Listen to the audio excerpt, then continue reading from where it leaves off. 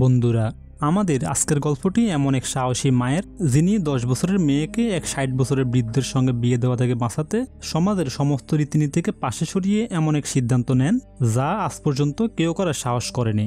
এখন দেখার বিষয় সেই মহিলা তার ইচ্ছায় সফল হয় কিনা, নাকি তার পরিণতিও অন্যদের মতো হয়। গল্পটি শুরু হয় পাকিস্তানের এক প্রত্যন্ত পার্বত্য এলাকা মারগাল্লা হিল থেকে, যেখানে আজও কিছু উপজাতি বাস করে। সেখানে একজন লোক ছিল দৌলত খান, যিনি সেই গোত্রের সর্দারও ছিলেন। দৌলত খান যেমন বয়স্ক, তার স্ত্রী রাখি ছিল তার অর্ধেক বয়সের, কারণ রাখির বিয়ে হয় মাত্র 15 বছর বয়সে দৌলত খানের সঙ্গে। যে বয়সে মেয়েরা পড়ালেখা করে ডাক্তার বা ইঞ্জিনিয়ার হওয়ার স্বপ্ন দেখে, সেই বয়সে রাখির বিয়ে হয়। আর সেই আক্ষেপ আজও রয়ে গেছে তার মনে। অবাক করার মতো বিষয় হলো, দৌলত খানের সঙ্গে বিয়ের পর রাখি যেন পুরোপুরি বন্দী হয়ে পড়ে। তার পরিবার লাহোরে থাকতো, কিন্তু বিয়ের পর সে ওদের সঙ্গে কখনো দেখা করা তো দূরের কথা পর্যন্ত বলেনি। আসলে দৌলত খানে কখনো তাকে বাড়ির বাইরে বেরোতে দেয়নি। এই দম্পতির একটি 10 বছরের মেয়ে ছিল, নাম ছিল জয়নব। হাসি খুশি, মায়ের খুব কাছের এই জয়নব পড়াশোনা করে জীবনে কিছু করতে চায়, আর তার মা রাখি সবসময় তাকে সেই দিকে উৎসাহ দেয়। রাখি কখনোই চায় না তার জীবনের ভুলের পুনরাবৃত্তি তার মেয়ের জীবনে হোক। একদিন জয়নব তার বন্ধু রজ্জুর সঙ্গে খেলতে খেলতে একটি ছোট্ট বাড়ি তৈরি করেছিল। জয়নব তখন বলে, দেখো, একদিন আমি নিজের একটা বাড়ি বানাবো। তখন রজ্জু বলে, তাহলে তো তোমাকে বিয়ে করতে হবে। বিয়ে ছাড়া মেয়েরা কোথাও নিজের বাড়ি পায় না। এটা শুনে রাখি অবাক হয় এবং জিজ্ঞাসা করে, তুমি কি বলতে চাও? বাড়ি বানাতে হলে বিয়ে করতেই হবে? রজ্জু বলে, অবশ্যই, এই জন্যই তো তোমার বাবা তোমাকে বাইরে বের হতে দেন না। এরপর রজ্জু তাকে বিয়ে সংক্রান্ত বিভিন্ন কথা বলে এবং শর্ত দেয় যে সেজন্য এসব কথা কাউকে না বলে। অন্যদিকে দৌলত খানের সঙ্গে দেখা করতে আসে শাহবাজ, যে তাদের গোত্রেরই একজন এবং দৌলতের অধীনে কাজ করে। দৌলত খান কিছুদিন ধরে আরেক সর্দার তোরগোলের সঙ্গে দ্বন্দ্বে জড়িয়ে পড়েছে, যার ফলে অনেক প্রাণহানিও হয়েছে। এই দ্বন্দ্ব মেটাতে চায় দৌলত, আর সেই কাজে শাহবাজ সহায়তা করে। শাহবাজ জানায় তোরগোল খুবই ক্ষমতাশালী, গোটা গ্রামে তার লোকজন মোতায়েন আছে। তবুও তোরগোল একটি বার্তা পাঠায়, যদি দৌলত খান চায় তাহলে ওদের সাক্ষাৎ হতে পারে, তবে একটি শর্তে, দৌলতকে একা আসতে হবে। দৌলত খান শেষমেশ রাজি হয়ে যায় এবং নির্ধারিত রাতে তোরগোলের সঙ্গে দেখা করতে বেরিয়ে পড়ে। কিছুদূর পর্যন্ত শাহবাজ তাকে সঙ্গ দেয়। এরপর কিছু অস্ত্র দাঁড়িয়ে এসে দৌলতের চোখে কাপড় বেঁধে তাকে নিয়ে যায়। পরদিন সকালে তোরগোলের সঙ্গে দেখা হয়, উভয়ই এক অপরকে জড়িয়ে ধরে এবং দ্বন্দ্ব মিটিয়ে ফেলার সিদ্ধান্ত নেয়। কিন্তু তোরগোল জানায়, দ্বন্দ্ব মেটানোর একটাই শর্ত, দৌলতের মেয়ে জয়নবের সঙ্গে তাকে বিয়ে দিতে হবে। এতে করে শত্রুতা আত্মীয়তায় রূপ নেবে। এই কথা শুনে দৌলত খান কিছুটা দ্বিধায় পড়ে, কারণ তার মেয়ে তো মাত্র 10 বছরের শিশু। কিন্তু তোরগোল তার উপর চাপ সৃষ্টি করে বলে, যদি সে বিয়েতে রাজি হয় তবে আর কেউ দৌলতের মানুষদের আক্রমণ করবে না। শুক্রবারেই তাদের বিয়ে হবে। তোরগোলের প্রভাবের কাছে অসহায় দৌলত শেষমেশ সম্মতি জানায়। গড়ে ফিরে আমরা দেখি শাহবাজের নজর রাখির উপর পড়ে। সে রাখিকে বলে, যদি তোমার বিয়ে দৌলতের সঙ্গে না হতো তাহলে তুমি আজ আমার স্ত্রী হতে।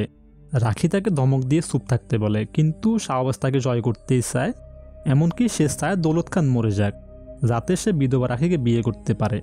রাখির এসব একেবারেই পছন্দ নয়, এমনকি সে চায় না শাহবাজ ওদের বাড়িতে আসুক। জয়নব এসব কথা লুকিয়ে দাঁড়িয়ে শুনছিল। এতদিন যে শাহবাজকে সে ভালো মানুষ ভাবত, আজকে তার এই রূপ দেখে সে আতঙ্কিত বিরক্ত হয়। রাতে ভীত দৌলত খান ঘরে ফিরে রাখিকে জানায় যে শুক্রবারে জয়নবের বিয়ে তোরগোলের সঙ্গে ঠিক হয়েছে এবং ভোরে তাকে নিতে লোক আসবে। এই কথা শুনে রাখির পায়ের নিচের মাটি সরে যায়, তবে সে কিছু বলে না। পরদিন দৌলত খানের তোড়জোড় চলছিল বিয়ের জন্য। এদিকে মা রাখি তার মেয়েকে নিয়ে যায় একটা গোপন কক্ষে, যেখানে তার নিজের বিয়ের দিনের পোশাক রাখা ছিল। সে জয়নবকে কিছু কথা বলতে চায়, যেগুলো একজন মা তার মেয়েকে শেখায় বিয়ের আগে। তবে জয়নব বলে, মা, তোমার এসব বলার দরকার নেই, আমি জানি বিয়ের পরে কি হয়। রাখি জয়নবের কথা শুনে চমকে ওঠে এবং জিজ্ঞেস করে, তুমি এসব কিভাবে জানলে? তখন জয়নব মায়ের কানে আস্তে করে সবকিছু বলতে শুরু করে, যেসব কথা সে রজ্জুর সঙ্গে খেলা করার সময় শুনেছিল। জয়নব এখনও বিয়েকে কেবল গুড্ডা গুড্ডির খেলা হিসেবে দেখেছে, কিন্তু রাখি জানে যে জায়গায় পাঠানো হচ্ছে সেখানে মানুষ নয়, হায়নারা বাস করে। এই বিয়ের আড়ালে তার ছোট্ট মেয়েটিকে হাড়ে হাড়ে ছিঁড়ে খেয়ে ফেলা হবে। এর কিছুক্ষণ পর তোরগোলের লোকজন জয়নবকে নিতে রাখির বাড়িতে পৌঁছায়। অনেক ডাকাডাকির পরও জয়নব যখন ঘর থেকে বের হয় না, তখন দৌলত খান নিজেই দেখতে যায়। ভেতর থেকে কথাবার্তার আওয়াজ এলেও দৌলতের ডাকে কোনো সাড়া মেলে না। এতে তার সন্দেহ হয়। দরজা খুলে সে দেখে ঘর পুরোপুরি খালি, সামনে একটি টেপ রেকর্ডার রাখা, যাতে তাদের আগের কথাবার্তা চালু ছিল। আসলে রাখি বুদ্ধিমত্তার সঙ্গে পরিকল্পনা করেছিল। সে তার মেয়ের জীবন বাঁচাতে সমাজের বিরুদ্ধে দাঁড়ানোর সাহস করে। খুব ভোরে জানালার পথ দিয়ে মেয়েকে নিয়ে পালিয়ে যায় তোরগুলের লোকেরা যখন এটা জানতে পারে তখন তারা রেগে আগুন হয়ে যায়। ওরা এটিকে নিজেদের অপমান হিসেবে দেখে। তারা দৌলত খানকে বলে, তুমি আমাদের মানসম্মান মাটিতে মিশিয়ে দিয়েছ। তবে তাদের রাগ কমে না। তারা বলে, জয়নব আমাদের সর্দার তোরগুলের সম্পত্তি, তাকে যে কোনো মূল্যে খুঁজে বের করে আনতেই হবে। এরপর সে তার অপমানের উপযুক্ত শাস্তি পাবে। দৌলত খান বুঝতে পারে যদি তার স্ত্রী ও মেয়ে তোরগুলের হাতে পড়ে তাহলে ওদের বাঁচানো যাবে না। তাই সে নিজেও তার লোকজন নিয়ে খুঁজতে বেরিয়ে পড়ে। অন্যদিকে শাহবাজ ওদের খুঁজতে শুরু করে, কিন্তু তার উদ্দেশ্য ছিল একেবারে ভিন্ন। সে আগে জয়নবকে খুঁজে বের করে তোরগুলের হাতে তুলে দেবে, তারপর দৌলত খানকে মেরে গোত্রের নতুন সর্দার হবে এবং শেষে রাখিকে বিয়ে করে তার ইচ্ছা পূরণ করবে। এদিকে আমরা দেখি রাখি ও জয়নব গ্রামের একটু দূরে একটি জায়গায় পৌঁছে গেছে। সেখানে রাখি কিছু লোকজনকে দেখে, যাদের একজন ট্রাক ড্রাইভার বলছিল যে সে কিছুক্ষণের মধ্যে পাঞ্জাবের দিকে রওনা হবে। রাখি বুঝতে পারে এখান থেকে পালানোর এসে ভালো সুযোগ আর হবে না, কারণ যতক্ষণ তারা গ্রামে থাকবে ততটাই বিপদের আশঙ্কা। তাই মা মেয়ে চুপচাপ সে ট্রাকের পেছনে লুকিয়ে পড়ে। কিছুক্ষণ পর ট্রাকটি রওনা হয়। ট্রাক চালক, যার নাম ছিল সুহেল, কিছুদূর যাওয়ার পরে বুঝতে পারে যে ট্রাকে কেউ লুকিয়ে আছে। সে যখন ট্রাক থামিয়ে তল্লাশি করে তখন রাখি ও জয়নবকে দেখে। সে সঙ্গে সঙ্গে তাদের নামিয়ে দিতে চায়। তখন কান্না বেজা চোখে রাখি ট্রাকের সামনে দাঁড়িয়ে পড়ে এবং সুহেলের কাছে অনুরোধ করে তার অসুস্থ মেয়েকে মেডিকেলে পৌঁছে দেওয়ার জন্য। এই অবস্থায় সুহেলের মনে দয়া হয়, সে ওদের ট্রাকে তুলে নেয়। রাস্তায় সে রাখিকে জিজ্ঞেস করে, আপনার মেয়ের কি হয়েছে? তখন রাখি উত্তর দেয়, ওর খুব জ্বর। সুহেলকে রাখি জিজ্ঞেস করে, আপনি কোথা পর্যন্ত যাচ্ছেন? সুহেল উত্তর দেয়, আমি পাঞ্জাবের আতক পর্যন্ত যাচ্ছি, আপনাদের কোথায় যেতে হবে? রাখি জানায় সে লাহোরে যাবে তার বাবা মায়ের বাড়িতে। সুহেল বলে, লাহোর এখান থেকে প্রায় 8-10 ঘন্টা দূরত্ব। তখনই তারা কথা বলছিল, হঠাৎ পিছন থেকে তোরগুলার লোকজন ট্রাক থামানোর চেষ্টা করতে থাকে।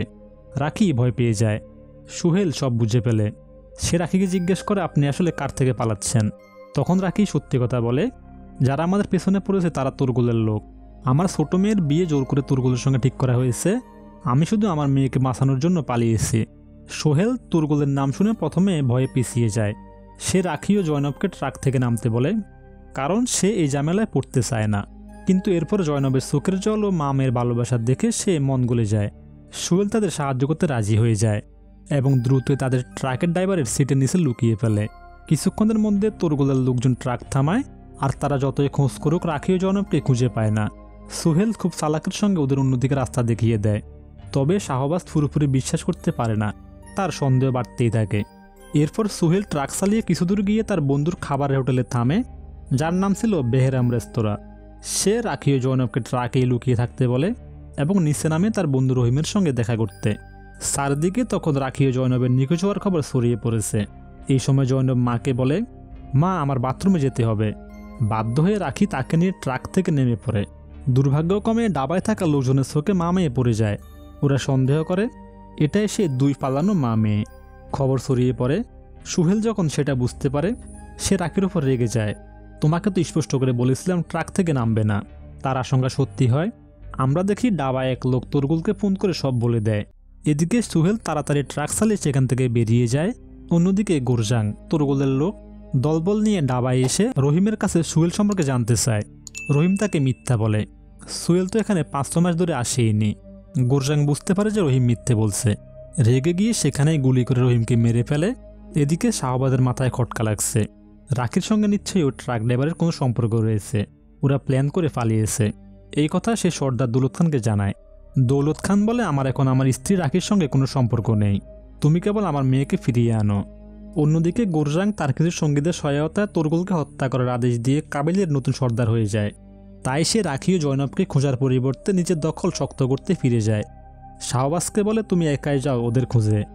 শাহবাজের আর কোনো রাস্তা না থাকে সে একাই তাদের খুঁজতে বের হয়, কারণ রাখিকে পাওয়ায় তার জীবনের একমাত্র জিদ হয়ে দাঁড়িয়েছে। অন্যদিকে দীর্ঘ পথ চলার পর সুহেলের ট্রাক হঠাৎ বন্ধ হয়ে যায়। সে নিচে নেমে দেখে পেছন থেকে শাহবাজের গাড়ি দ্রুত গতিতে এগিয়ে আসছে। সুহেল সঙ্গে সঙ্গে ট্রাক থেকে বন্দুক বের করে তাক করে দাঁড়িয়ে যায়। গুলি ছুটতে শাহবাজের গাড়ি দুর্ঘটনায় পড়ে। এরপর সুহেল রাখি ও জয়নবকে নিয়ে হেঁটে রাস্তা ধরেন। রাতে আমরা দেখি 3 জন এক জায়গায় বসে আছে। জয়নব ক্লান্তিতে ঘুমিয়ে পড়েছে, আর রাখি সামনে বসে থাকা সুহেলকে গভীরভাবে দেখছে। তার মনে প্রশ্ন উঠছে, একজন ট্রাক চালকের কাছে বন্দুক এলো কোথা থেকে? সে অবশেষে জিজ্ঞেস করে, তুমি আসলে কে? সুহেল উত্তর দেয়, আমি একজন অনাথ, ছোটবেলায় আমি মুজাহিদিন হতে চেয়েছিলাম। সুহেল বলতে থাকে, আমি মুজাহিদিন হবার জন্য প্রশিক্ষণ নিয়েছিলাম এবং 5 বছরের পথে ছিলাম।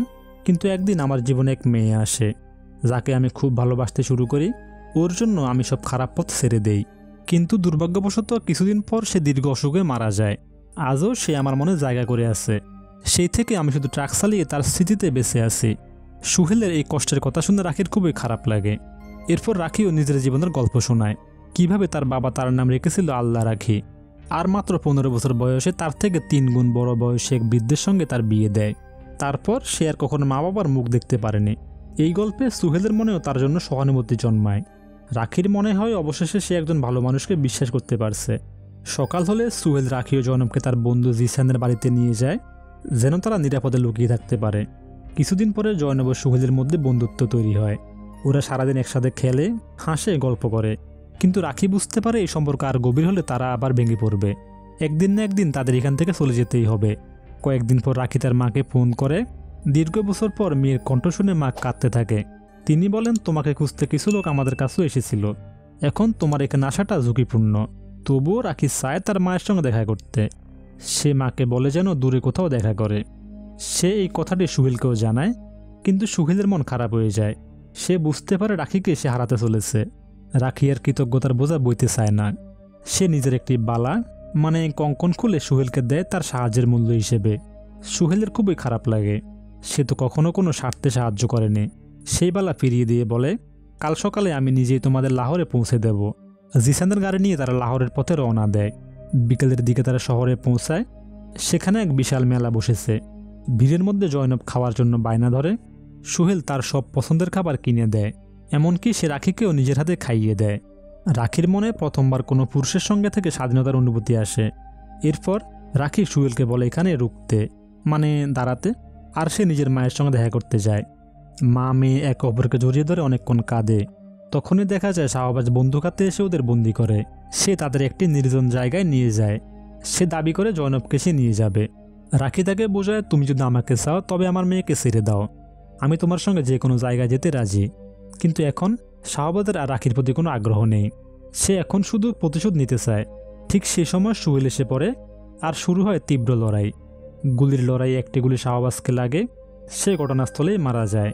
কিন্তু দুর্ভাগ্যবশত আরেকটি গুলি রাখির লাগে, সে মাটিতে লুটিয়ে পড়ে। সুহেল তখন দেরি না করে তাকে হসপিটালে নিয়ে যায়। পেছনে বসে জয়নব তার মায়ের অবস্থা দেখে হতাশ হয়ে পড়ে। সুহেল বারবার তাকে বলছিল, চোখ খোলো রাখি, চোখ খোলো। কিন্তু রাখির ভাগ্যে হয়তো অন্য কিছুই লেখা ছিল। এক মেয়ে যে নিজের জীবনে কিছু করতে পারত, কিন্তু সমাজের বাধা তার সব স্বপ্ন চুরমার করে দেয়। তবুও সে হাল ছাড়েনি। নিজের মেয়ের ভবিষ্যতের জন্য সে লড়াই করেছে। এই লড়াইয়ে সে জিতেছে ঠিকই, কিন্তু মূল্য ছিল অনেক বড়, তার নিজের জীবন। এভাবে এই গল্প শেষ হয়। আপনার কেমন লাগলো এই গল্পটি? ধন্যবাদ এত মনোযোগ দিয়ে শোনার জন্য। Piece out.